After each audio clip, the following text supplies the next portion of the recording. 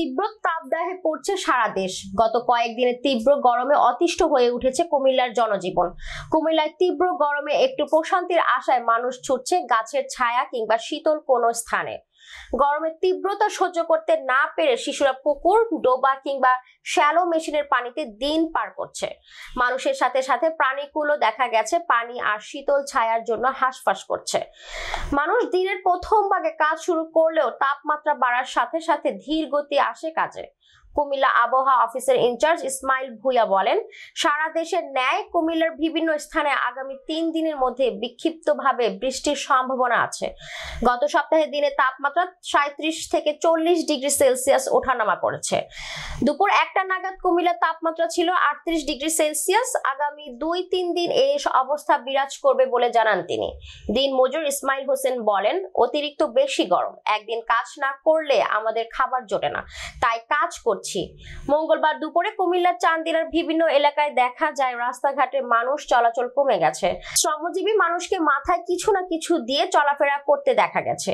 বিভিন্ন স্থানে বেড়ে গেছে বরফ মেশানো পানির শরবত। তারা মনে করছেন একটু বৃষ্টিতে স্বস্তি পাবে মানুষের দেহ ও মন। এক্ষেত্রে কুমিল্লা মেডিকেল কলেজ হাসপাতালের ডক্টর মোহাম্মদ মাসুদ রানা বলেছেন, প্রচন্ড তাপের কারণে শরীর থেকে লবণ বের হয়ে যায়। এজন্য বয়স্ক ও শিশুদের যতটা সম্ভব রোদ থেকে দূরে থেকে বিভিন্ন শরবত পানীয় বেশি করে পান করা এবং বাসি খাবার পরিহার সহ খাবার স্যালাইন এর প্রতি বিশেষ গুরুত্ব আরোপ করেন।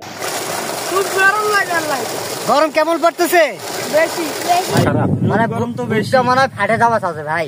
সত্যি মনে ভাতটা নিয়ে গরম, খুবই গরম না বলছে ভাতটা, আর খুব গিমসাইতেছে। আর গরমের কথা কর না ভাই, মনে কর মানে গরমে খালি মানে ঝুরে পড়ছে খালি মনে হয়। কি কাজ করেন আপনারা? আমরা কৃষি কাজই করি ভাই। ধান খেতে। কোথা থেকে আসছেন? আমরা আইছি দিনাজপুর থেকে। কোথায় কাজ করেন? এখানে কাজ। যে গরম পড়তেছে, গরমে আপনারা কাজটা কিভাবে করেন? আপনারা কি করবেন ভাই, এখন ভাই চাউল নাই, এখন গরিব মানুষ জিরাছি কাজ করছি, জিরা করতে হয় ভাই, খুবই কষ্ট। আল্লাহ যদি সহায়তা হয়, যদি বৃষ্টি টিষ্টি হয়, তাহলে মানে একটু আমরা আরামে একটু কাজ কাম করতে পারবো খেতে খামারে। প্রচুর গরম, আমরা কাজ কাম করতে পারতেছি না, শরীরও প্রচন্ড ঘাম। এই জন্য এই গেঞ্জি আমি একটা গেঞ্জি ভাই 3 বার পরি, বুঝছেন, ধুয়ে চিপে তারপরেও পরছি। এই গেঞ্জিটা কিছুক্ষণ আগে ধুয়ে চিপে রোদ মানে 5 মিনিট রাখলে এই গেঞ্জি শুকিয়ে যায়, বুঝছেন। তারপর এত গরম, আমরা কাজ করার মতন কোনো কিছুই নাই ভাই। গরম মানে বেশি বেতালা গরম, বেশি ক্ষতি হইলো ঘরে কত ঘরে আবার ইয়ার যে ফাঁকা যে বই না কত ঘাম মাল নামে আছি ঘাম ভরতেছে। আপনি জানেন আসলে এবারের গরমটা অন্যান্য বছরের তুলনায় অনেক প্রকোপ ছড়াচ্ছে এবং বেশ অসহনীয় গরম পড়ছে। তো এখন তাপমাত্রা প্রায় 42 ডিগ্রির উপরও তাপমাত্রা ছড়া যাচ্ছে দেশে কোথাও কোথাও। হিট অ্যালার্ট হিসেবে জারি করছে। খুব বেশি জরুরি প্রয়োজন না হলে আপনারা নিরাপদে ছায়াযুক্ত স্থান এবং গৃহস্থানে ঘর বাড়ির মধ্যেই অবস্থান করেন। আর একান্ত প্রয়োজনে যদি বাহির হইতে হয় তাহলে আপনারা রোদ থেকে বাঁচার জন্য আপনারা ছাতা বা ছায়াযুক্ত জায়গা আপনারা ব্যবহার করতে পারেন। এই গরমে আমাদের শরীর থেকে প্রচুর পরিমাণে ঘাম হয়, ঘামের সাথে আমাদের শরীর থেকে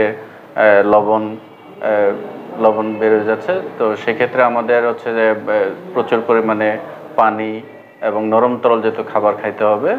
সেক্ষেত্রে আমরা যেমন ডাবের পানি, তরমুজ, শসা, মানে রসালো যে ফলগুলো আছে সেগুলো আমরা একটু বেশি করে খাবো।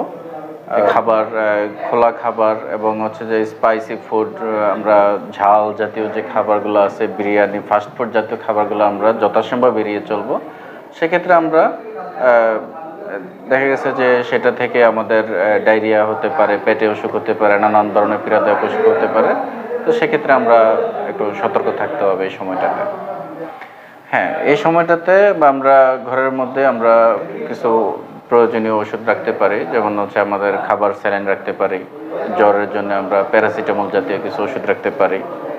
নিয়মিত গোসল করতে হবে, বাচ্চাদের চুল ছোট রাখতে হবে। বাইরের গরমে শিশুকে যত কম নেওয়া যায়। এই গরমের সময়টাতে এখন জ্বর, ঠান্ডা, কাশি সাথে ডায়রিয়ার প্রকোপটা কিন্তু এখন বেশি হচ্ছে। হ্যাঁ, তো সেক্ষেত্রে আমাদের খাবার